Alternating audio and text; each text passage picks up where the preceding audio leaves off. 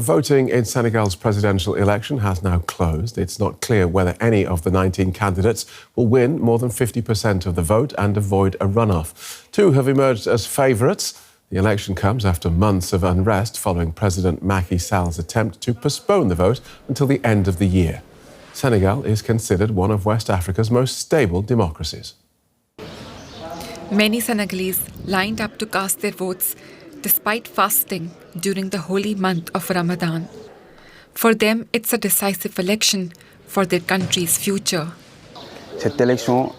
This election is really important because it marks the break between the old system we're fighting and the new system. The old system is a reference to the rule of President Macky Sall and his coalition. The outgoing president has ruled the country for almost a decade. Last month, he announced he was postponing the election. The move plunged Senegal into chaos, setting off widespread deadly protests and a constitutional crisis. Sall finally backtracked and the country went ahead with the election. There have been many protests, many deaths. We hope the next president will be able to maintain order in the country at all levels, at the level of the country's ministries and institutions. The governing party's candidate is former Prime Minister Amadou Ba. He believes he has a good chance to win. Morale is very good. We've done what we had to do. We campaigned throughout the country and presented our programme. I am very confident. I am very confident. His main challenger is Bassirou Diomaye Faye. He is backed by popular opposition politician Ousmane Sonko. Both were released from jail this month. They say the charges against them were politically motivated. Sonko, a fierce critic of the incumbent president, is himself barred from running. Faye believes Sonko's backing may help him win. I remain confident that there will be a political change of direction and that I am the best person to make that change, especially after seeing the jubilant reception people have given us all over Senegal. Many Senegalese are hoping this election result may finally bring back stability to their country. Let's have a look at this with political analyst Chris Ogumodode in the Senegalese capital, Dakar. Welcome to DW. What sort of day has it been? It's been a pretty regular day. Folks have gone about their business. They've gone to vote. The polls opened as early as 8 a.m. And certainly when I got up to go out in the morning, folks were already camped outside, ready to vote.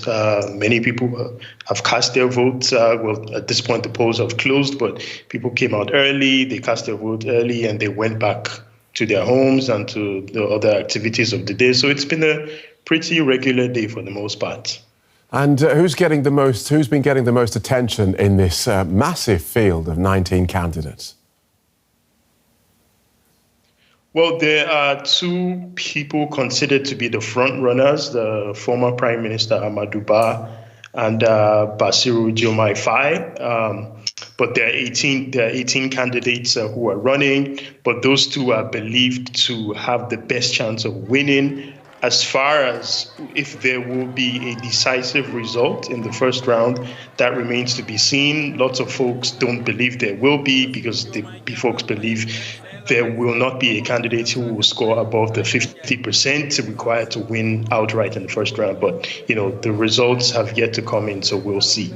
OK, so if it does go to a runoff, when does that happen?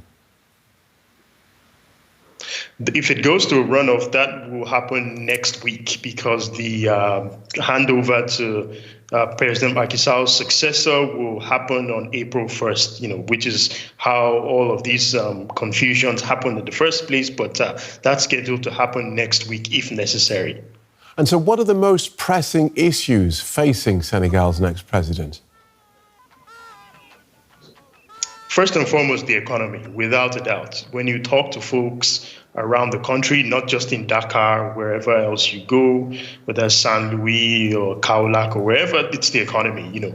Nominally, Senegal has actually grown economically. It's been projected by the IMF to grow by as much as 10% this year because of the oil and gas sector, which is about to take off. But it's one of those cases of growth without development, really. Incomes aren't rising, the cost of living is skyrocketing, housing costs, the price of food, all of these things have really gone up, and wages haven't kept up with that. So, people aren't seeing the windfall of whatever macroeconomic numbers and whatever stability, might be seen in the big picture. So people really expect whoever wins the presidency to transform the economy, really, and not just piecemeal reforms, but also to fix some of the political problems that have been demonstrated over the last 3 years. For more on this, I spoke to journalist Arwa Barkallah in Dakar and asked her about the atmosphere there as voting gets underway. The atmosphere where I am standing now in center of Dakar, Senegal, in Liberté 6 part of the city is very animated. It's crowdy. People came here very early in the morning. The polls opened at 8 in the morning this morning, and they came along with their family. They came along with friends. Many young people are here as well, and also very old people are being accompanied by their young children. So it's very animated, and it's actually very disciplined. There's a lot at stake. Who are the strongest candidates? So we have 19 candidates in all. It's a record number of candidates in the presidential election. And the two favorites, even though the polls are forbidden in Senegal, are Amadou Ba, who is the candidate of the ruling party and nominated by Macky Sall. And the second one might be Bassirou Diomaye Faye, who is the candidate of the former PASTEF party, the party who was brought by Ousmane Sonko, the opposition leader. So when can Senegal expect to see its new president? Well, it will depend. This week, the Constitutional Court has to officialize the two person who will be in the final stage of this election. And then we will have to wait until whether or not it will be the 2nd of April, which is the date where Macky Sall is supposed to step down. And otherwise, it will be like between 2 or 3 weeks in all. What are the most pressing issues that Senegalese people want addressed by whoever becomes president? So the Senegalese would like the wealth to be better distributed to the population. We are in a country where the gas and the petrol is supposed to be exploited by the end of this year.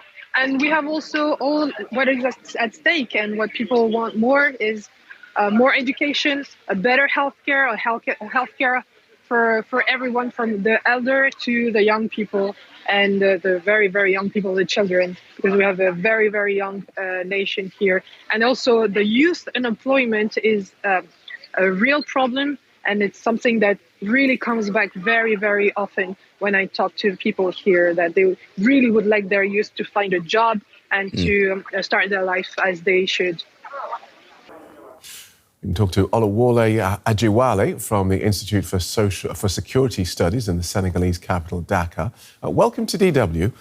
What sort of day has Election Day been?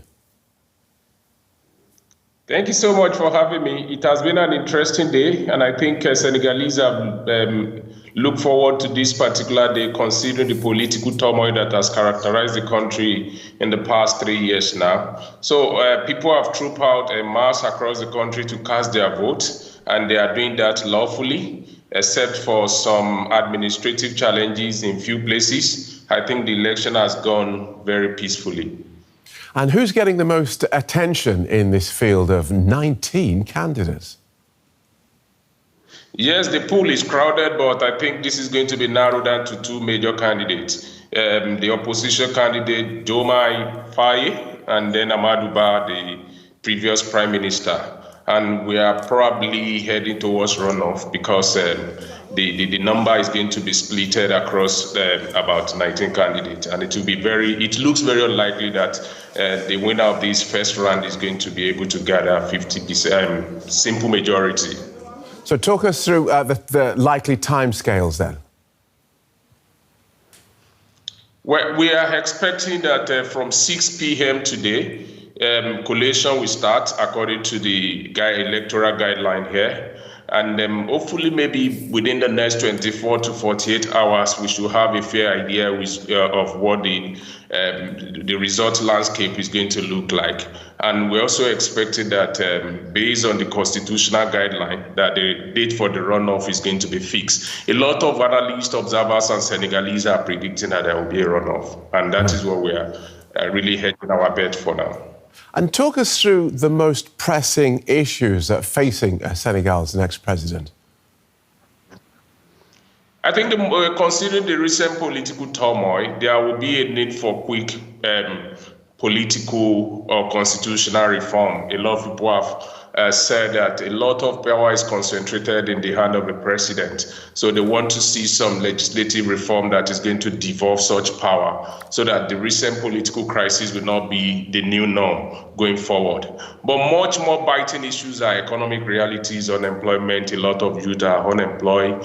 And there's also the need for development across board, education, health, security. So those are the biting issues, particularly youth unemployment that is affecting a lot of youth in the country. And that is the reason why some of them have considered this election to be the election of the youth. And that has also characterized the campaign across the neighborhood. You've seen the youth really coming out en masse to also register their voice in this election.